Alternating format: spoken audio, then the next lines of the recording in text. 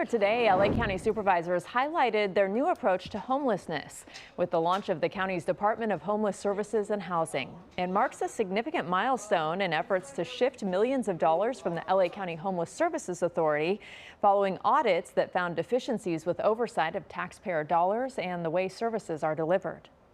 We are enhancing and streamlining all the tools in our toolbox to provide housing and homeless services with more strategy and with a greater urgency.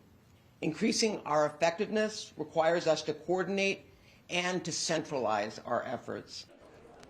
Well, the new department was launched at the first of the year. County leaders say it will increase accountability and transparency, streamline bureaucracy to stretch dollars further, and improve care for people experiencing or at risk of experiencing homelessness countywide. Well, the largest unsheltered homeless count in the nation gets underway tonight in LA County. The last 2 years showed a rare decline. But as CBS LA's Jasmine Viel tells us, now with funding cuts across all levels of government, nonprofits worry progress could be at risk.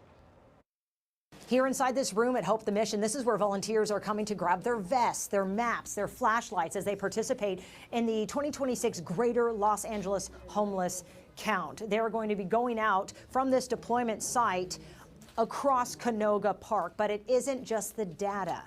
It's about determining the funding here to keep people housed.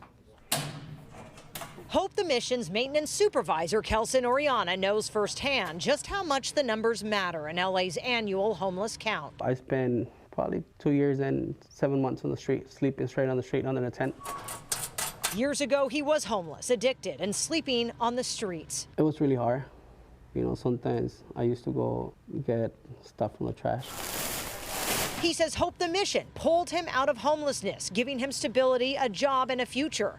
He's one of the nonprofit success stories, someone who once was counted and now volunteers to do the counting. It's really important because there's a lot of people suffering out there. The Los Angeles Homeless Services Authority, or LAHSA, which has faced scrutiny in years past, says they are always working to improve the count. Volunteers are using the same digital app, counting tools, and statistical methods as in 2025 with what they say are better maps. We've built a lot of redundancies into this process to make sure we're getting the most accurate homeless count possible. Also record any cars, makeshift shelters, tents, things like that they see. We then partner with USC to run a statistical model that produces the estimate that you see every year. Homelessness is a housing crisis. It's a humanitarian crisis. Yvette Civilian, the nonprofit's vice president of Mission and Impact, joining dozens of volunteers Tuesday night who are counting the homeless living in Canoga Park. The organization depends on the county's annual homeless count every year